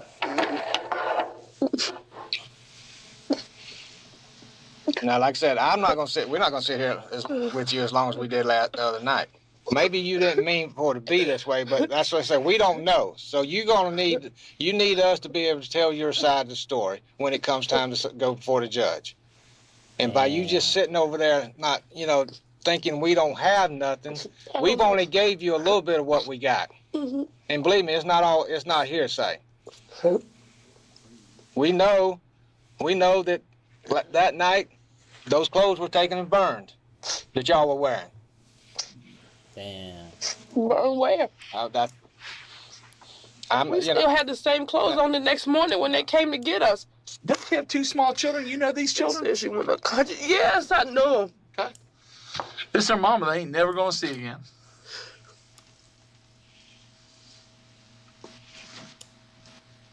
Like, you just don't give a f***. And that oldest one, I think the oldest one was a boy, correct? He saw this. He saw the stuff going down at the trailer park that night. No, when those people said that those babies was locked up in the room. I'm saying they saw all the commotion with us at their all's house that night. They were sitting there making that patrol car. They knew something was wrong. Have you ever heard of a dying declaration? No. That's powerful.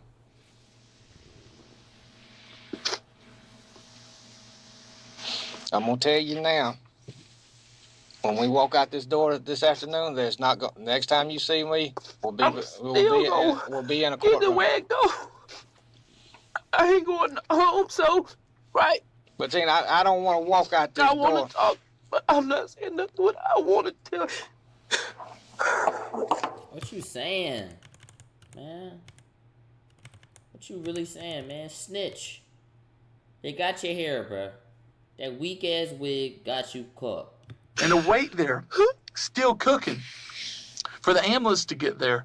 And then the last thing you're saying is, besides telling who your accusers are, am I going to see my kids? Am I going to live? Those are your last questions. before you're knocked out and told, hey, you may or may not talk to somebody again. In one last-ditch effort to get a confession or some semblance of remorse from Tina, a detective presents her with a photo of Adriana's charred body. Just let me tell you something. That's her body. Hey, let me look at. I want you to look at him so I know you understand what I'm saying. The medical staff and the medical examiner's office didn't even know if this girl was white or black female or white female, because she was so burnt so bad. Why is she crying? They didn't have a copy of our report at the time.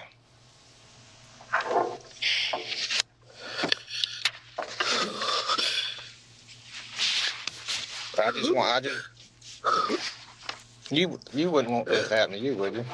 You wouldn't want to go out this way, would you? Huh?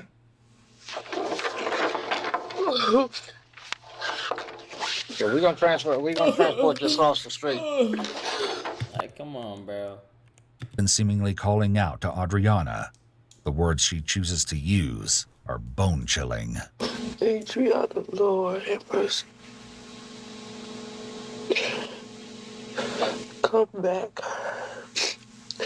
And heart is terrorized. Please, Adriana. What? Oh yeah, Leah's right. These is possessed.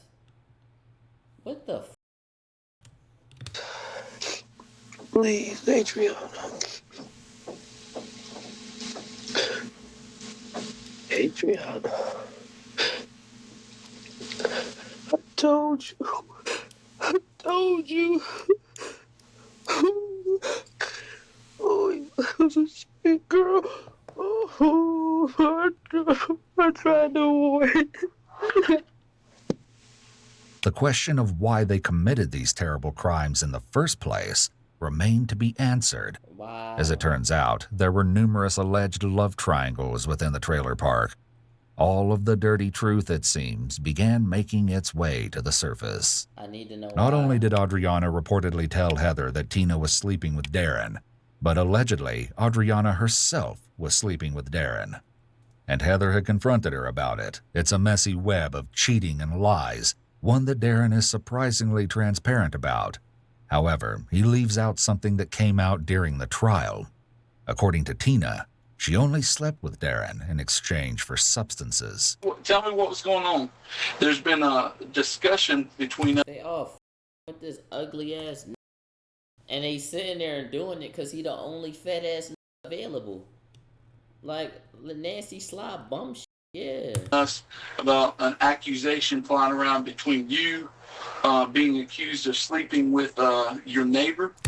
If we literally half a minute away from each other, 20-second walk, how the are we cheating and doing all this? Darren chilling, bruh. And friend of your wife, is that correct? Yeah. What's her name? Tina Brown. Tina Brown, okay. So the accusation is that you've been sleeping with Tina Brown, and who has been making these accusations? Everybody. Everybody. Yeah. Has Andrina Zimmerman been making those accusations? Yes, my wife told me that. She told me that today. Okay, so your wife told you that Andriana had reported to her that you've been sleeping with Tina Brown, is that correct? Yes. Okay. If you recall, in Darren's video interrogation with police, he dilly-dallied on the phone while he was unashamedly talking and laughing with someone who wasn't his wife. I will call you right back, man. You done? Yeah. All right. Is that Heather? Tenderoni. Huh? I don't know, the little tenderoni, man. Oh. He crazy. When you said you were on the phone with your sugar thing or whatever just now, was it Tina you were talking to? No, that's somebody else. Okay. But you told me that night you were seeing Tina. Yeah. Okay. So is she not your sugar thing? Yeah, that's my old mama. Okay. That's the old mama. Yo.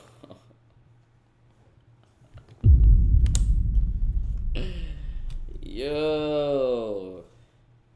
That's his old mama. That means Tina is the oldest, which is why she tell Heather to stay out of grown folks' business and why she was the mastermind. because she felt smarter than all of them, which means Tina was the mastermind. The daughter is just dumb as shit. Heather did it out of anger, and Adriana was probably shining more than them. They all ugly as shit. Adriana not ugly. They was hating. So is she not your sugar thing? Yeah, that's my old mama. Okay, that's the old mama. Okay. All right. Did you and Ms. Zimmerman have any kind of relationship? Somewhere. All right. Did y'all have? Somewhere. Okay. This ain't like Monica Lewinsky, man. We you know, did you have sex with her or didn't you? Yeah. Okay. So you had sexual intercourse with Ms. Zimmerman. Yeah. Did your wife know of this? No. Did your wife know of you having sex with Tina? No. Yeah, I bet she don't know about this other thing you got on the side either, does she? Okay. Okay. Crazy. So, love you, Drees. Have you been accused by Heather of having sex with Zimmerman? Okay. Only Tina. Did Tina make any accusations? I mean, Tina probably knows that you're sleeping with Zimmerman, doesn't she? Okay, so none of your girls know that you're sleeping with the other one. You're doing a good game, right? Okay. So. Yeah. He looking. Yeah. Heather is aware of the accusations of you having sex with Tina. Yeah. But her and Tina are still tight cooking fish together. See, that's what blows my mind, man. You got a good game going on. If them two, knowing the accusation there, you still got them over there cooking fish together. Either you got a good game or Tina does, because she's playing it off well. So, you know, me and Rusty sat there and laughed about that all night, but we couldn't figure out how you were getting away with that, man, because our wives would, you know, we'd be done. They'd have our cars and our boats and everything else, you know. They got boats? So you getting away with it. On May 10th, soon after Tina, Heather, and Britney were arrested, the police received a letter from an incarcerated man who said he knew who killed Adriana and what the true motive was for the heinous crime. He stated that several months prior to the murder, he bought an illegal substance from Darren at the Roadway Inn. He alleged that Adriana was with Darren in the hotel room while the illegal transaction took place. According to him, Heather arrived and threatened Adriana with a box cutter, reportedly yelling that she would get Adriana sooner or later. Fortunately, their day in court came sooner rather than later. During the trial, it was revealed that the murder was even more disturbing than police could have imagined. Adriana had been lured to the trailer by Tina under the guise of rekindling their friendship. When she arrived, Tina used the stun gun on her and dragged her to the bedroom. There, Heather stuffed a sock. No. Hold up. No. Their day in court came sooner rather than later. During the trial, it was revealed that the murder was even more disturbing than police could have imagined. Adriana had been lured to the trailer by Tina under the guise of rekindling their friendship. When she arrived, Tina used the stun gun on her and dragged her to the bedroom. There, Heather stuffed a sock in her mouth, and Britney beat her. When they drove her to the woods, Britney and Tina took turns tasing her until Tina poured gasoline on her and lit her on fire. According to Heather, as the fire started, Tina jumped up and down, exclaiming, "Burn, burn." Tina Brown received a death sentence for her crimes against her former friend. Amen. Making her one of only 3 women on Florida's death row. Though Britney was 16 at the time of the murder, she was sentenced to life in prison. Heather took a plea bargain, testifying against Tina in order to receive only 25 years for the second-degree murder she was convicted of. At the time of this video, Tina has filed a motion to have her death sentence thrown out because of false testimony at her trial. According to Tina and a witness at the trial, the witness was coerced by Heather to testify that Tina had confessed to her in jail that she was the mastermind behind Adriana's murder. Heather reportedly threatened the witness, forcing her to say that Heather was present but had nothing to do with the murder. To this day, the former friends are spinning rumors about each other and trying to climb over one another to reach salvation. Only time will tell what the law will decide. But one thing is for certain, this brutal yet petty crime against Adriana should never have happened.